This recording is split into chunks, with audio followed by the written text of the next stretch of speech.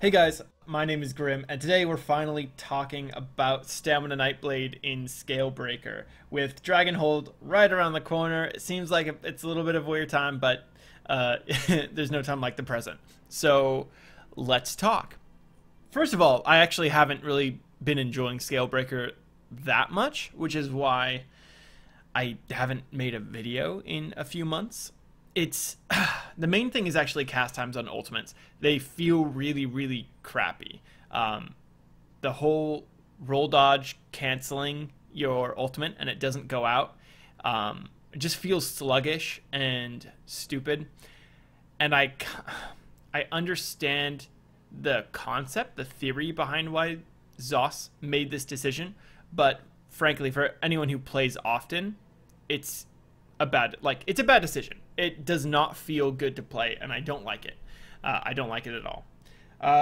That being said, you can play around it, and that's all totally possible. It doesn't necessarily make anyone particularly weaker. A little bit, like you've got to play differently, but it's mostly just annoying, and it feels crappy. So I haven't enjoyed that at all.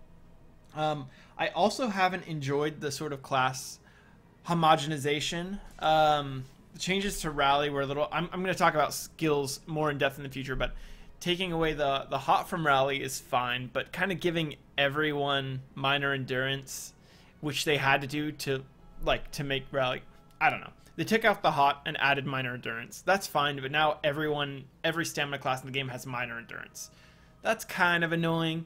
And to take out the heal over time while also taking out the AoE aspect of vigor entirely, that's kind of, I don't know.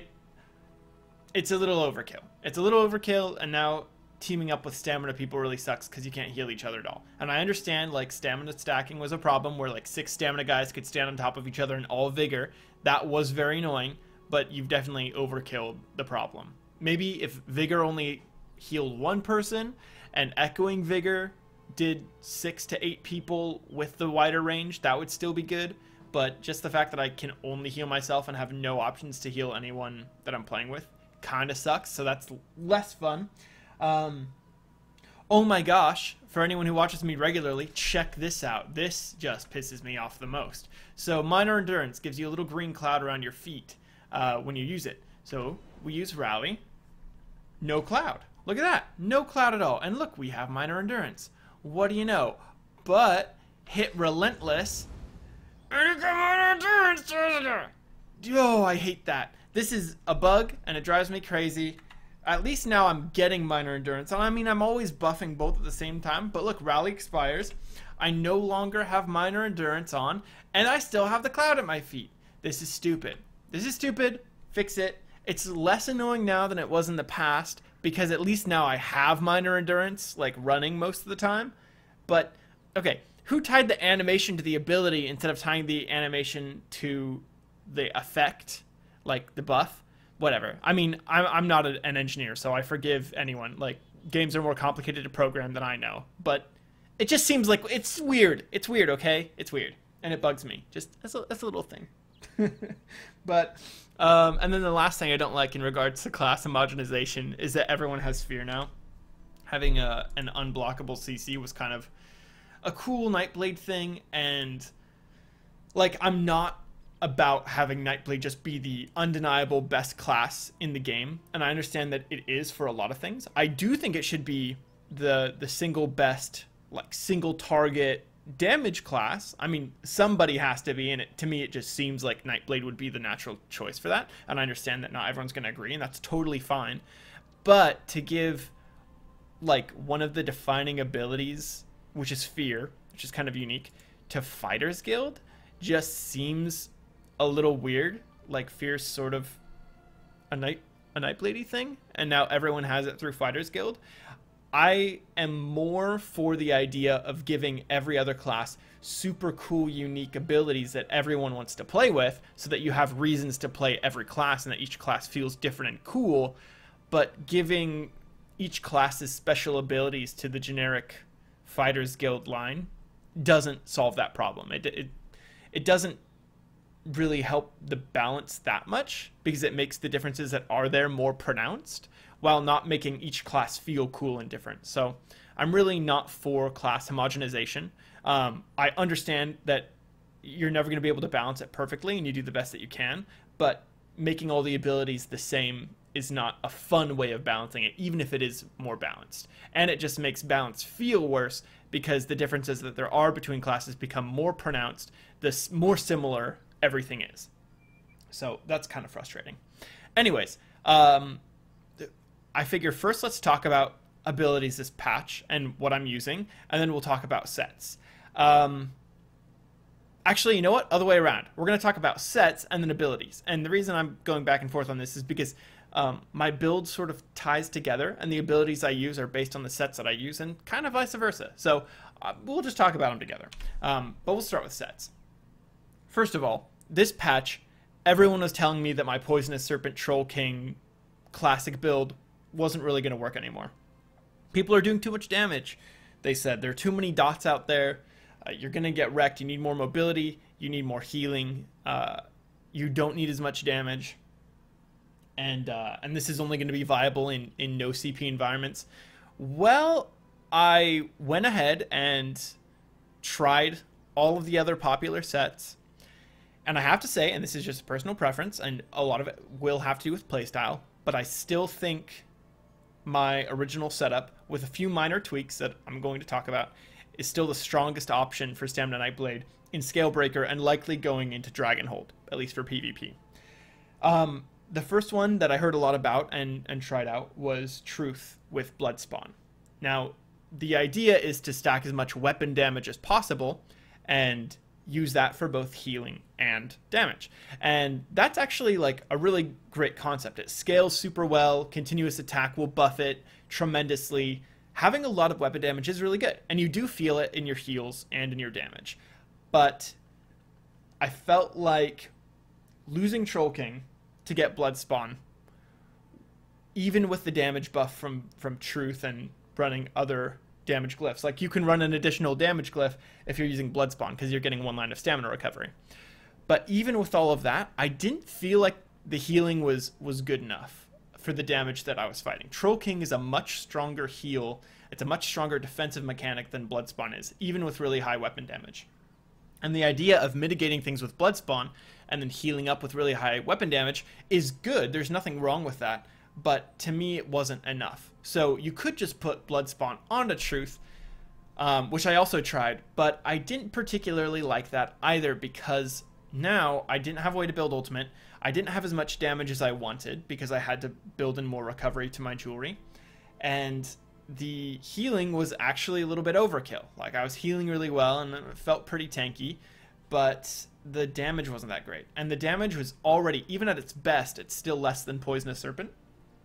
And if you don't know why, you can watch my video on Poisonous Serpent, and I kind of go into a deep dive about why it's so strong, why it does so much damage. But I wasn't super happy with the damage, and I wasn't super happy with the defense either. What I did actually end up liking about it was the changes I had to make to CP. In the past, I didn't really use Tactician, because I really like controlling my stuns using Fear, and I play around with Fear quite a bit.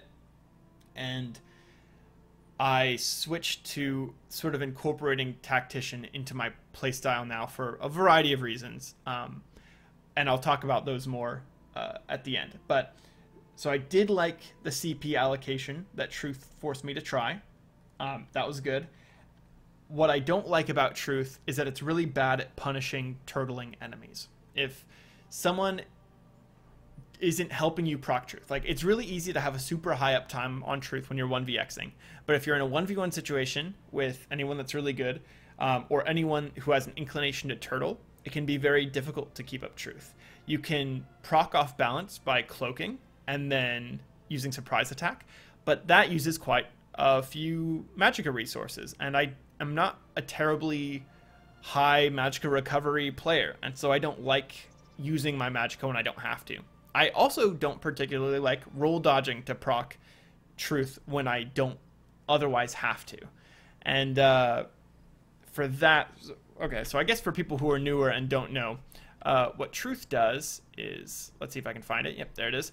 When you set an enemy off balance, your weapon damage is increased by 434 for 10 seconds. Now, one of the ways that people set each other off balance is using Tactician. Tactician is a CP passive, so Truth does not work in no CP because, like, for that reason. Well, it does work, but it doesn't work as well because you can't proc it easily by roll dodging. So with Tactician, when you roll dodge an attack, they're set off balance, thereby proccing Truth and giving you 434 weapon damage for 10 seconds. So the problem, of course, with that is that if someone is just turtling and holding block or keeping distance from you, and you can't surprise attack, set them off balance, and they're not attacking you, so you can't dodge anything of theirs, or they're only hitting you with AoEs or something like that, and there's nothing to dodge, it really neuters your offense. And actually your defense as well, but mostly your offense. And so when you think about the enemies that are the mortal enemies of Nightblade, the ones that come to my mind at least are going to be Magicka Templars especially, and also Magicka Sorks. Both of those classes are very, very strong turtlers. And I was finding that when I was fighting the hardest matchups of all, Truth was not working for me. And when I'm fighting easier matchups, I didn't really need the Truth damage that much anyways. Sometimes you do, and it's always nice to have more damage, but when it's most necessary is when it's most difficult to proc. And to me, that was just a frustrating dichotomy that I ended up not liking Truth very much. And I understand why people like it, but for me, it doesn't do enough damage, doesn't do enough healing, forces me to roll when I don't want to, forces me to cloak when I don't want to, and it's really difficult to punish people who turtle. The next set I tried is Bone Pirate. Went back to trying it just because, and it's not that great. I don't love Bone Pirate. I haven't for a long time. And let's see, do I have a piece of Bone Pirate in here? Boop, boop, boop. Let's see, I can just find it here. So Bone Pirate, for those of you who don't know, when you have a drink buff active, your max stamina is increased by 2,000, and your stamina recovery is increased by 150. The ideal food to use this, if you are going to use it, is Spring Infusion. This is just an opinion, but Spring Loaded Infusion. It's a drink that increases your max stats. It's tri-stat drink, and that gives you the best stat pool possible using Bone Pirate. But Bone Pirate's just a little underwhelming. It's not a ton of damage, and just the stat pool it gives you isn't that wonderful. If you're gonna go for a max stat set, I definitely recommend Shackle. I think Shackle's best in class for max stat sets. Gives you weapon damage, stam, and magicka recovery, which is always useful for everyone, and then max stamina and max magicka. I feel like Scalebreaker is one of the most well-rounded, one of the most forgiving sets, especially for newer Nightblades. It allows you to be a little bit more liberal with your use of magic and stamina, and if you make a mistake, it's less punishing. So it's a great way to learn Nightblade, but at the end of the day, I don't like it because, again, it's too low damage. It's also a little bit too much magicka for me. It's definitely less than I need, and anytime I've got a resource pool that's just way more than I need it to be, which in this case, with Scalebreaker, it would be around 20k max magicka and almost 1,000 recovery. That's just way overkill. It's more than I need, and it makes me uncomfortable to have such a high stat pool in one area when I'm lacking damage in another. So Scalebreaker is just a little bit too low damage for me, but it's a really, really great set if you're newer to the game. So those are kind of the main sets I tried out. There are a few others. I tried Sench again because I had a full set of Sench. Don't love Sench this patch. I don't really like sets that alter your crit. It makes it really... Crit is really, really great for facing PvE guilds who've wandered into Cyrodiil. It's not great for facing hardened veteran PvP players who are using any amount of impen. It's just not good. So I don't like sets that modify crit, and that's something that that Sench does. It also forces you to roll more than I would like, so I'm not a big fan. For those of you who don't know, man, that is the Sench. When you roll dodge, it increases your crit damage by 11% for 8 seconds. Again, I don't super love this, and I don't like that it gives you weapon crit. So what do I run then? If I don't like any of those, I don't like Truth, Bone Pirate, Scalebreaker, or Cinch. The set I really like and have liked for a long time, no one's going to be surprised, is Poisonous Serpent. So the Ophidian set of Poisonous Serpent, it's kind of confusing because it's the Poisonous Serpent set, but it's Ophidian Venom. So you'll hear it referred to both ways. So the Jack of Ophidian Venom, Ophidian Belt of Venom, whatever. But the set bonus that you get is called Poisonous Serpent. And the proc is called Poisonous Serpent. When you deal damage with a light or heavy attack against an enemy who has a poison damage ability on them, you have a 50% chance to deal an additional 4,590 poison damage. This is also affected by penetration, of course, because this proc is mitigated by resistance. The resistance is countered by penetration and will increase the amount of damage you do. So with this, I've always used Spriggans. Spriggans is a fantastic set, adds a ton of damage, and then I also use the Master Bow. So the Master Bow increases your weapon damage by 301 by targets affected by your Poison Arrow, which is ideal because Poison Arrow or Poison Injection is the morph that people use. Weapons, Bow.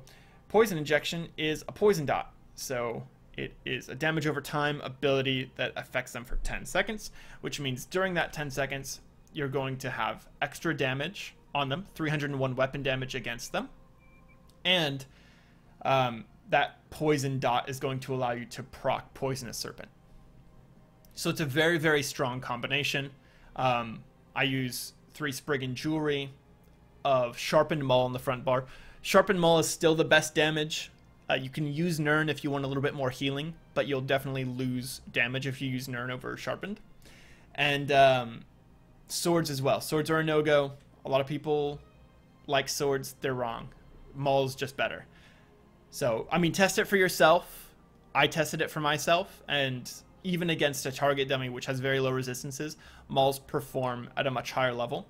And so, not to mention that weapon damage that you get from a sword or from Nirnhoned won't affect Poisonous Serpent, but all of the sharpened and maul damage that you get by resisting defenses will benefit Poisonous Serpent. So, it's a really good synergy. The penetration gives you more damage even on things like surprise attack and in cap, but it absolutely gives you more damage on your Poisonous Serpent proc. So it's a really, really great synergy of different effects here. And then I use Troll King for my defense. It gives me 4% healing done, which is alright. I'd rather have stamina recovery, but this is fine. And then when you heal yourself or an ally, which nowadays is just myself because, again, Vigor doesn't heal my friends. So now, when I heal myself and I'm below 50% health, my health recovery is increased by 1,548 for 10 seconds. That's a huge buff, very, very powerful, and it's really easy to proc. So what have I done to change my build from... It was basically this last patch, but this patch, I was finding that, I mean, it's true. Templars are obviously much, much more prevalent. They got a really nice buff. Good for them. It's their time in the sun. But you now have to deal with Templars. So the best way to deal with Templars is to be able to tank them for some amount of time, because their pressure is relentless and they're very powerful. So you want to make sure that you're staying on top of that. And so the best way to do that is simply, like, you don't need much more healing. You don't need any of that. All I did to fight Templars more effectively is add health in. I know, it's crazy. So actually, all I did to change the build is I added in 4 triglyphs on the bottom 4 pieces. I used to run all triglyphs, but then when I changed to using tri-stat food, I wanted more max stamina. So I dropped my 4 triglyphs on the bottom 4 pieces, and now I have them back on. Which means in Cyrodiil, I'll actually get 26k health on my bow bar and 27k health on my front bar. This means that I am proccing Troll King at almost 14,000 health, which is phenomenal. That's really, really strong. Troll King procs so early, and it's really easy to have up all the time. So increasing my health has exponentially increased my defense, not just because I have more health that people have to chew through, but because Troll King procs at a higher health level. Same health percentage, but it procs when I have more max health. So I'm always further away from being executed when Troll King procs, and it's just added a lot of tankiness. Other things that I changed, and this one is just an idea that I had that I was playing around with, is I have put one Swift on. So I actually have 2 gold Spriggan's necklaces. If you're looking to try playing around with different glyphs on jewelry, especially on Spriggan's jewelry, always play around with the necklace piece, because you can get gold Spriggan's necklaces for very cheap because they've been on the vendor. Gold rings are much more expensive because people have to craft them, you know, using jewelry crafting, but there are a lot of gold Spriggan's rings in circulation, and you only need 1 instead of 2, so the demand is much lower as well. So you can pick these up right now for around 45-50k, which is a great price for a gold Spriggan's necklace, and you can try out different enchantments. So I now have 2 different gold Spriggan's necklaces. One is infused with weapon damage, and one is swift with weapon damage. Basically what you're giving up is the difference in damage here, which I think is 120. Let me do this really quickly. 278 minus 174.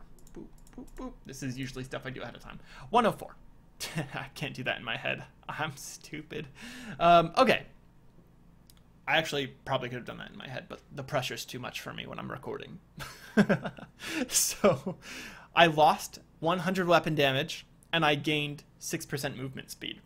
Now, it used to be that Swift gave you 10% movement speed, and that was unequivocally overpowered, and everyone agreed that that was way overpowered, that 10% movement speed was so strong, and then they nerfed it down to 6%, and everyone's like, no, you can't use Swift anymore, it's just not good. But 100 weapon damage for 6% movement speed is pretty good.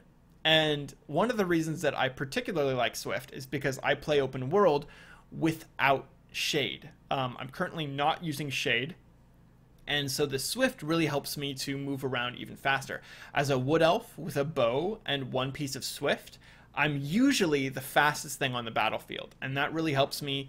Just that extra 6% has noticeably helped me to kite enemies, to 1vx, to keep people a little bit more off guard and confused. It allows me to travel further than people expect when I'm in cloak, because I'm invisible, and when you're invisible, you can't sprint, so people tend to have a pretty solid idea of where you're going to pop up, of what your cloak range is. And having that 6% extra movement speed really helps you to throw that off. Like, people's perception of how far and how fast you can move is more often than not wrong, and you can be much further away than what they'd expect. It also helps if you're kiting, like running around the tower. That extra 6% can really help you get out of range of people who'd otherwise be able to CC you and slow you down. So this 6% really turns into an exponential increase, especially since I also don't use a gap closer.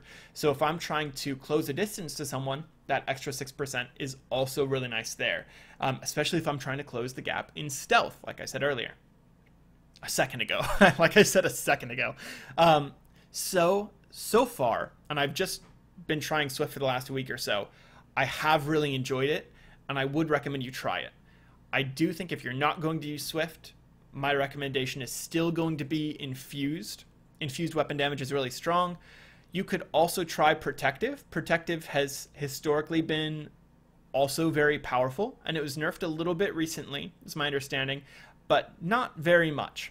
And so Protective is still a good option. If you feel like the extra health, like 26, 27k, isn't enough, and you need a little bit more sturdiness, one Protective necklace might be the way to go. It's certainly something that you can try. And that's what I'd recommend. Swift, Infused, or Protective, depending on your playstyle. If you are playing in a group and you find that you're not really being focused a whole lot, Infused is probably the way. If you are being focused a whole lot, or you just feel like you can never fight Templars, it might be best to try Protective. And if you're running around solo, or really need that speed, or are not using a gap closer, or shade poof, or whatever, I think you'll really like Swift. I've really enjoyed it, so I recommend everyone try it. So I'm running weapon damage on The necklace, I am running 2 infused rings. One is stamina recovery, and one is stamina cost reduction. Cost reduction is really strong because while you're on offense, it actually equates to about 4 times what it would be in recovery. So it reduces the cost of not only abilities, but also of bashes. So if you're doing a light attack, surprise attack bash, for example, then it's taking out 648 stamina every time you do that. And recovery actually happens every other second, whereas abilities you can use every second. So that means if you're doing a surprise attack, bash, animation cancel, you're actually doing 2 abilities per second. And so that would equate to 1,200 and something. So about 1,200 recovery while you're attacking. Now, if you're not attacking, it's not going to be as effective as recovery would be. So if you're just cloaked, or you're standing still, or you're using werewolf on the background or on the back bar, and you spend a lot of time disengaged and trying to recover, you might prefer stamina recovery here. But I like to be aggressive, and I like to be able to put on a lot of pressure and keep people on their back heel. And for that, I found that stamina cost reduction has really helped me quite a bit. It also affects things like dodge roll, which is really nice. It does not affect block, just so you know. Tested that one. Man, wouldn't that be overpowered? That'd be really nice, but it does not affect block.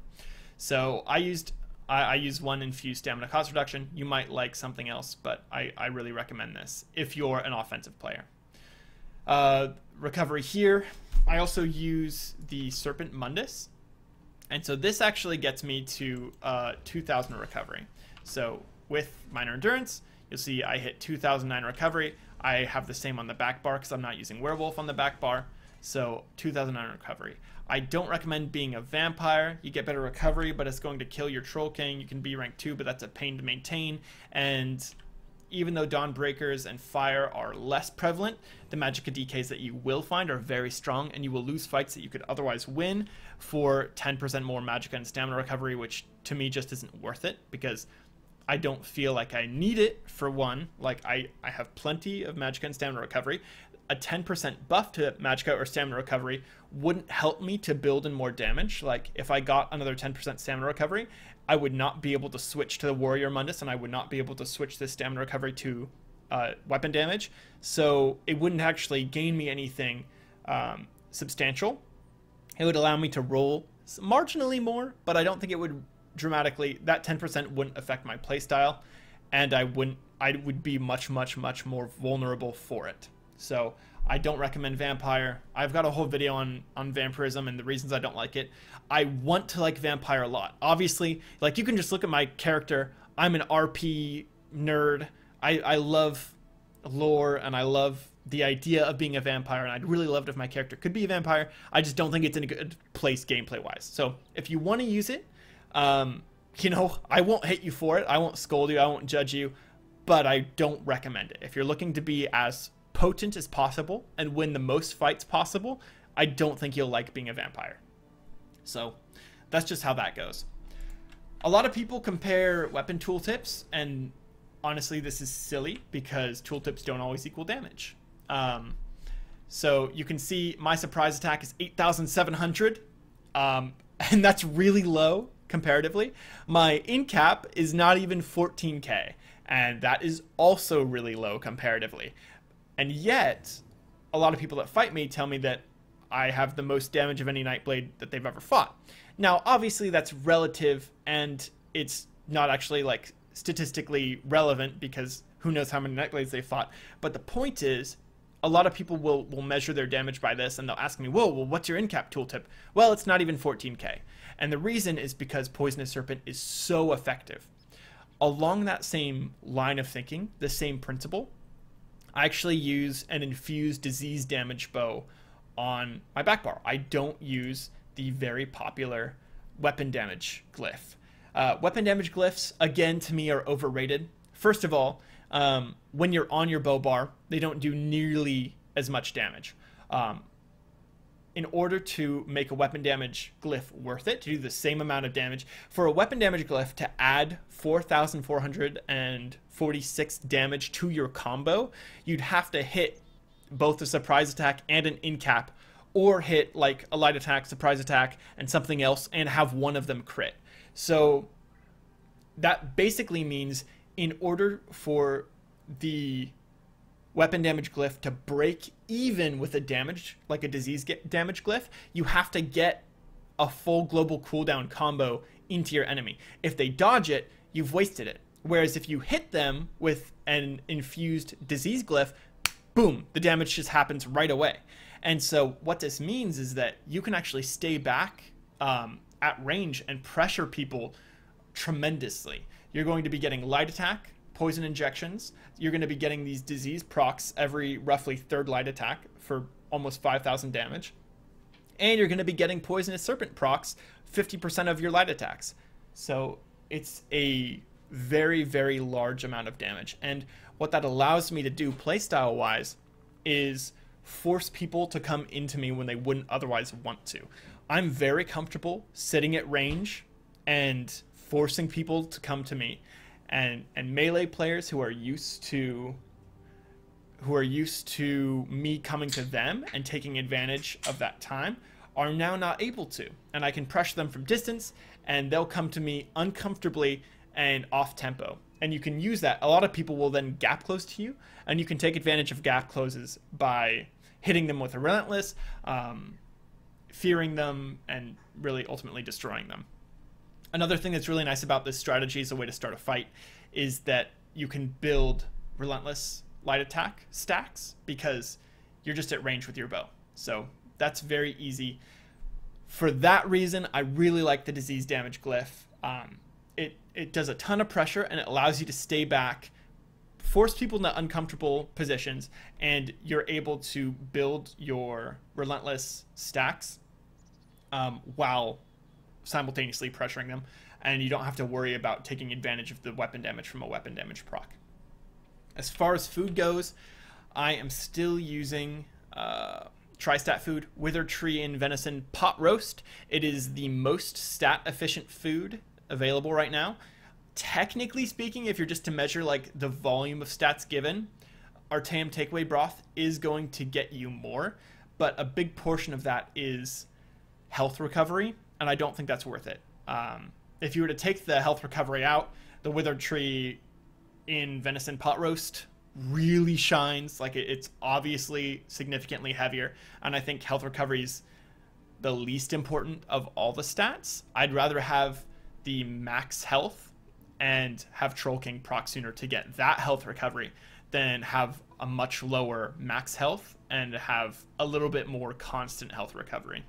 So the only way that I can get a max health pool that I'm really happy with is to use Wither Tree in Venison Pot Roast. It also gives you a very large amount of Magicka, which is great for a variety of reasons. So as you can see here, I've got 17,500 Magicka on my front bar and 18,500 on my back bar. What's really great about having such a huge Magicka pool is it allows me to use my Magicka as if I had a ton of recovery. And the reason that this is possible, even though I don't have recovery, is because I'm using in-cap on my front bar. And in-cap gives you the Reeve passive. Now, while slotted, you gain a Reeve, which restores 100 Magicka and stamina when you deal damage with a light or heavy attack on an enemy with a negative effect active on them. So a negative effect happens to include poison and poison injection. Any dots that are on your enemies are considered negative effects. And for that reason, you're actually able to not only sustain your Magicka very effectively, but also extra stamina. So it really helps build in stamina recovery and Magicka recovery. So I really like that. A lot of people will ask me like frequently why I don't run a gap closer. If you are going to run a gap closer, obviously the one that you should be running is Ambush. Ambush is really strong. The Empower's all right. The minor vulnerability is OP. But I don't like gap closers. And here's the reason why. In a fight against really inexperienced players, gap closers are extremely useful and fun, actually. They do a ton of damage, and help you set up for easy kills. But if you're fighting a really good player, a gap closer is a really telegraphed ability that is basically a CC. They can hit you while you're in it. So if someone ambushes me, I can fire a Relentless at them and guarantee it will hit. It's a self-imposed CC that you don't get CC immunity from. So you can fire a Relentless at them while they're gap closing, it will hit them, and then by the time they get to you, you can fear them and CC them again, essentially, and then finish them off. And any good player is going to try and punish your gap closers. Once you use it once, they'll know you have it, and they'll be looking for it, and they're going to try and trip you with it. So I don't like gap closers for fighting good players. So if I am fighting a good player, then I just have this wasted slot on my bar because I'm not really going to use ambush against them very often, lest it be punished. I would much rather have fear on my bar, which allows me to force turtles out of block and pressure their stamina. It's just far more useful. And if I'm fighting really bad players, which tend to be the players that ambush is effective against, I don't need ambush to kill them anyways, so there's really no hang up there. It does mean that every once in a while someone can get away from me, but it's pretty rare. They usually have to be in their horse, especially now that I have Swift. I'm a Wood Elf with a bow and Swift. Very few people can actually get away from me. They either have to use stealth pots and for me to not have a detect pot up, or they have to already be on their horse. And frankly, I'm just okay with allowing some people to run away. I don't care if people run away. I hate having to run away myself. If I see a player that's really good and I can't fight them because I'm using ambush and it's a wasted bar slot and I'm not fighting at my best, I hate that feeling. I don't want to have to run away. I want other people to run away from me, and I'm okay if some of them get away because of that.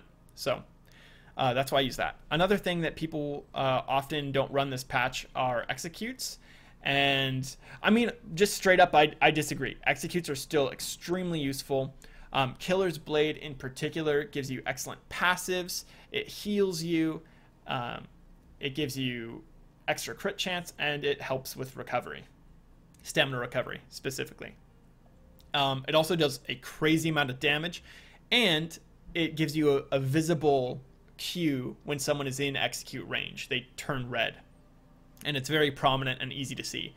It also cancels extremely quickly, and does more damage than something like reverse slice executioner. Executioner does not do more damage, it's just more forgiving. Killer's Blade has more damage and better passives, and the only reason that you would use executioner is if you want to be forgiven for your mistakes. If you execute too early, or you execute at like 26-27% health, executioner will be more effective, but just don't do that. If you're hitting someone at like 27-30% health, then it would be better to have surprise attacked them anyways. So generally speaking, just try not to make mistakes, and Killer's Blade will be the better ability. Obviously, Rally is a must-have. I keep that on my front bar. Relentless, still very strong. Keep that on my front bar. Surprise Attack, another obvious one. I keep on my front bar. Actually, I guess it's not that obvious because a lot of people are liking Uppercut, which is kind of fun. I do enjoy seeing that around more often, but I don't like it. I like setting people off balance, and I like the damage and the consistency from this, and I hate cast times. So none of that. On my back bar, Cloak, Leeching Strikes. Leeching Strikes is really strong. The heal from it will proc Troll King, so you can light attack, cancel stuff, and proc Troll King using it. It also gives you a ton of stamina recovery, and it's really, really cheap to use because obviously the idea is to be able to recover stamina with it. So Leeching Strikes really is that extra humph that makes me very, very tanky and allows me to go toe-to-toe with like Magicka DKs and Templars of all kinds. Shuffle is basically mandatory in open world. You really need snare removal unless you're using Shadow Image and can poof away. If you're not, which I'm not, you need Shuffle. Good replacements for it, and also for Leeching Strikes. Like if I wasn't going to use Leeching Strikes, I'd probably use Shadow Image. And if I was using Shadow Image, I might be able to switch out Shuffle, and if I was doing that, I might put Reaper's Mark on, or one of the Fighters Guild abilities. There are a lot of good options, but for me, I like the tankiness of having these two on here, and it just suits my playstyle better. Poison Injection is necessary for the build because Poisonous Serpent and Master Bow both need it. And Vigor. even though it sucks that you can't heal at least one other person. Please, Zos, at least one other person. Come on. If you're watching, come on. Heal one other person, please, please. This may have already been addressed, but I don't know. I haven't read the patch notes. Sorry. Anyways, what was I saying? Yeah, Vigor, still necessary. As for what your Backbar Ult should be, I actually switch this out frequently. I've been really playing around a lot with it. There are 4 options, in my opinion. You can use Temporal Guard, which is really buggy, so I actually don't use the ability very often, but Minor Protection is very nice. 8% damage reduction is wonderful, so that's something to consider. Otherwise, Siphoning is a great tree ultimate to use. Soul Tether and Soul Siphon are both really good. Soul Siphon gives you a better heal, and Soul Tether gives you a CC so that you can stun people who are following you. Really up to you. Both are solid. As for weapon ults, the bow ult is really good. Ballista is awesome, and if you have fear on your bar, you can go from a ballista into a fear or into any other combo, and that can be devastating. It's really strong, so definitely one worth trying out. And then finally, for a little bit of extra stamina recovery, you can put Werewolf on your back bar. I don't ever transform when I have Werewolf on my back bar, at least not in this build. But I guess in theory you could. You would just most likely die pretty quickly without, you know, shuffle and whatever. But your stamina recovery is increased by 15% just for having it slotted. And sometimes that can be nice. If I'm in a battlegrounds, a lot of times I'll put Werewolf on my back bar and then I'll put Bloodspawn on. Get a little bit of extra base stamina recovery and then an extra little 15% buff. So as for non-CP combat, you could do a few things. You could put on a little bit of extra stamina recovery on the neck piece, so you've got the serpent and 3 forms of stamina recovery. You could switch out Troll King for Bloodspawn, which will make you less tanky in general, but it will give you better recovery, which can be the difference of life and death. So just figure out, how are you dying? Are you dying because you're overwhelmed with damage, or are you dying because you're running out of stamina? Depending on which, you may want to consider switching around Troll King and Bloodspawn. I don't particularly like damage 2 pieces, damage monster sets, but some people do, and there's really no problem with that. If that's your preference, you can use them. But I like to use my 5 pieces and my bow for damage, and I like to use my 2-piece for defense. I just feel like that's a really well-rounded way of playing it, and so that's how I have ended up playing. Is there anything else I want to talk about? Poisons. I use damage health poisons, so double dot. 1700 poison damage here, and then I don't know, it's 2 different poison dots. Really strong, and these also proc Poisonous Serpent. So if someone cleanses Poison Injection, but this then goes off, you can hit someone with a Poisonous Serpent proc from this. Another interesting fun fact, these poisons proc when you light attack someone, and they also instantly count as a dot. So on the same light attack that this poison procs, you can also get lucky and proc a Poisonous Serpent hit. So one light attack can proc this and this simultaneously, and that's really cool. I also tried Poison Glyph on the back bar to see if the first light attack had any chance of proccing Poisonous Serpent, because if you hit someone with a Poison Glyph, they'll take burst poison damage, which is a direct damage, instant damage ability, and then they have a chance of getting affected with a poison status effect, which I would think would be a damage over time, or just a poison stat effect that would proc Ophidian Venom. This poison damage side effect does proc Ophidian Venom. It can, but the first hit does not count as a dot. Therefore, the first light attack with a poison glyph will not ever proc Poisonous Serpent unless there's some other poison ability on them that procs it.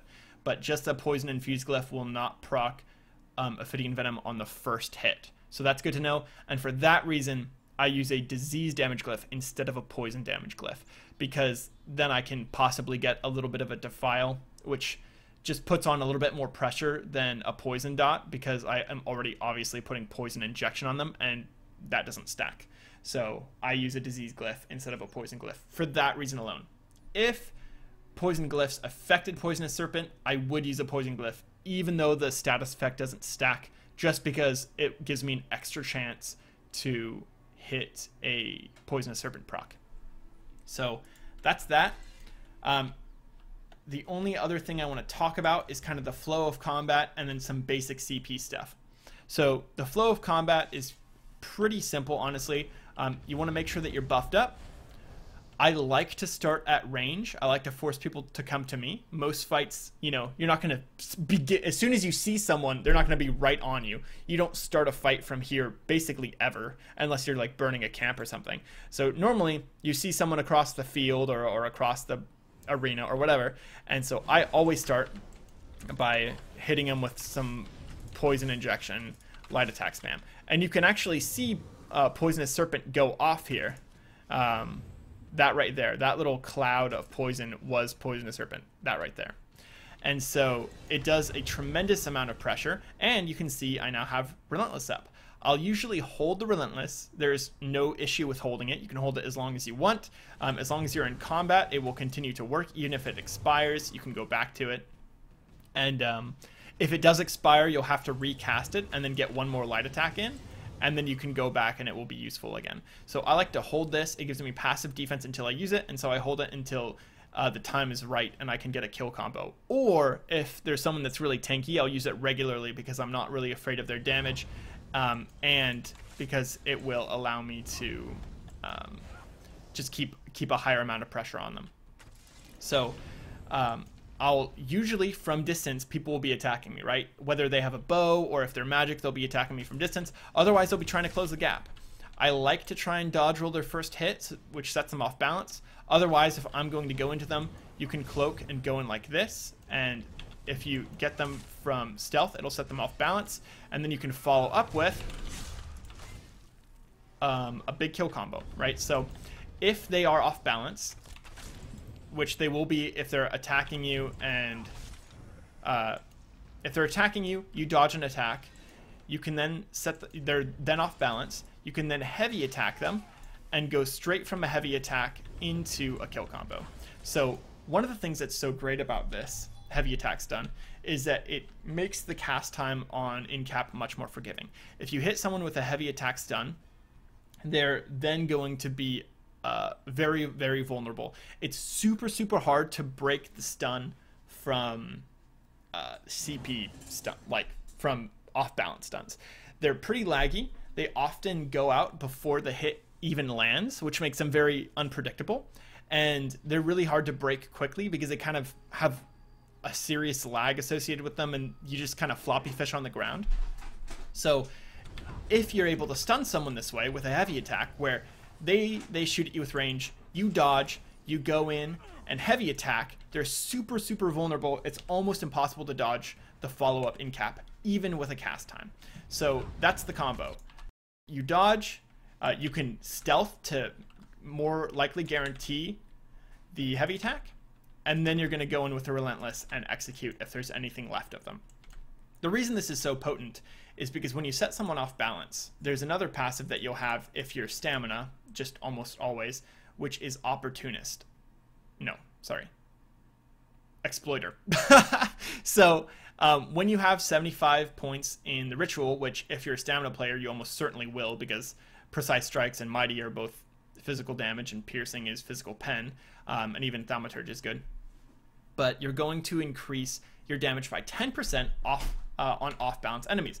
Now this, unlike weapon damage, will buff Poisonous Serpent. So if you set someone off balance and then hit them with an in-cap, then you're also going to be doing an additional 20% damage from the in-cap, which means from now on, if you dodge someone, knock them down, and in-cap them, the in-cap will get a 10% damage buff, and then everything in your follow-up combo will have a 30% damage buff, which is crazy.